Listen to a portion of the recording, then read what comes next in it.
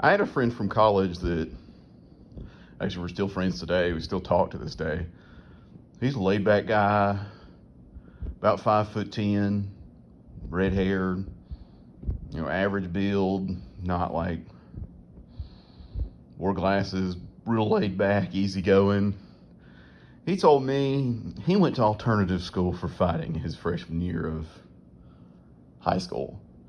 And this is a great little story. Just some of his fight stories. One guy would punch him in the leg every day, and we'll call this guy Harry. One guy would punch Harry in the leg every day, and he got sick of it, and he turned to his buddy and he said, if he does it one more time, I'm whooping his ass. And the guy did it, and Harry got up and beat the shit out of him.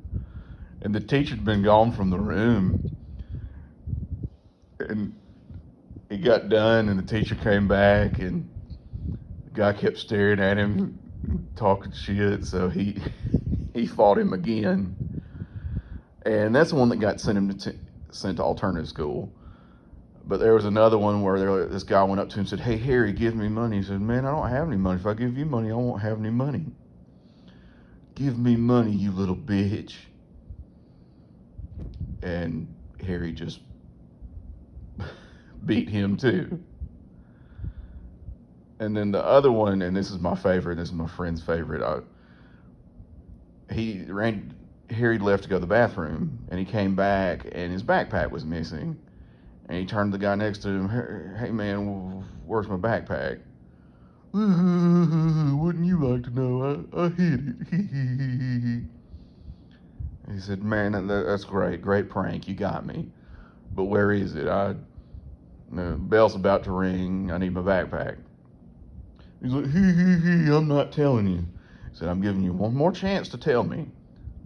I'm not telling you nothing. And he proceeded to give him a thorough ass whooping. And he beat him, and then he got done. He said, where's my backpack? I hid it behind the air conditioner. Go get it. He went and got it. He brought it back to him and was going to hand it to him. He said, now put it on me. And the guy did. So, just to be clear, from the three stories, there may have even been another fight. He wasn't a guy that was just going around seeking out trouble, like picking fights. He took no shit. He didn't start fights, he finished them. And he got sent to alternative school, and that's how I learned a little bit about alternative school. He said, it really wasn't that bad. Like, the work was easy. We got out at 12:30 every day. The only thing was, you had a lot of bad kids there, and a guy on the bus annoyed me the first day, and all I thought was, oh no, because like I said before, they made it very clear to him that if you got in trouble, you got sent to boot camp. And I'll get into another story about that. And they send you to boot camp. It's rough stuff. They have the drill sergeants and everything. They work you. Alternative school, hey, you're a bad kid. Don't do this again. Or these are results. So he got his mom to drive him to school. But he said, other than that, for the rest of the year, I got out at 12:30 every day. And the best part of the whole story is that year in the yearbook for class favorites, he got voted sweetest. I thought that was pretty good. Anyway, there's another guy that he was a year younger than me. This was in middle school, because my middle school's just an endless fountain of tales of bad kids. He was a year younger than me. He's a real short guy, but he was the opposite of what Harry was. He was picking fights, arguing people, arguing with teachers, stealing stuff, just generally being a pain in the ass that people can't stand. And he tried to pick fights with everybody, because I had gym class with him. He tried to pick a fight with me, and I was a foot taller and over 100 pounds heavier. And I was just like, get away. Leave me alone. But he would try to pick fights with people. He picked a fight with one guy, and the guy put him in a garbage can. That was pretty funny. But he was always running his mouth. He he even got in tried to pick a fight with a guy because the guy got in a fight with a girl. There's no good way to paint that. And he got in the guy's face. He's like, "Why'd you fight that girl?" The guy's like, "Just leave me alone." And he kneed him in the face, so the guy ripped his pants. They wrote him up for that. And then he disappeared for a while. I didn't really notice because I didn't care, because when somebody annoying is gone, you're just like, hell yeah, I'm happy. But he came back, and a little backstory, in the 8th grade, they got tired of, I guess, all the fighting and all the chest banging that went on in my middle school. So they got a guy who was like a counselor to do like anger management and just counseling to talk to us once a week. So instead of PE, we would talk to him, and he's actually an ex-football player. And he got the guy to come up and talk about where he'd been. He got sent to essentially a boot camp.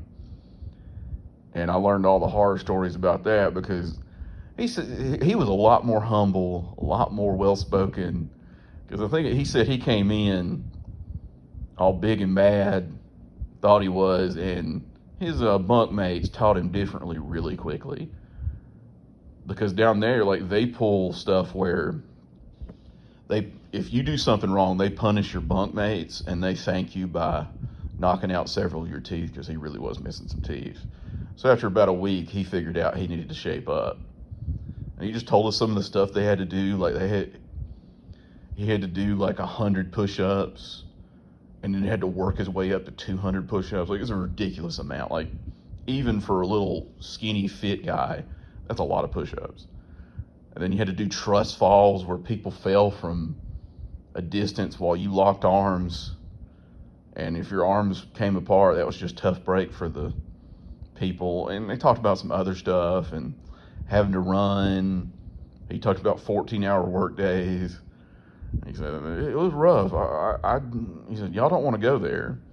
And they told him, because if you're sensing a theme here, they told him next time, because where he went, this time it was 2 hours from where he grew up, where we lived.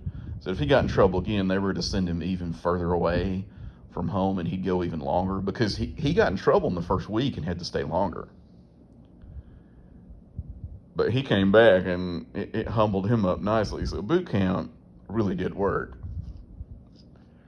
And there was another guy in my sister's class that he went, and it shaped him up. He said, at boot camp, all I did was read. He said, I read 2 books a day.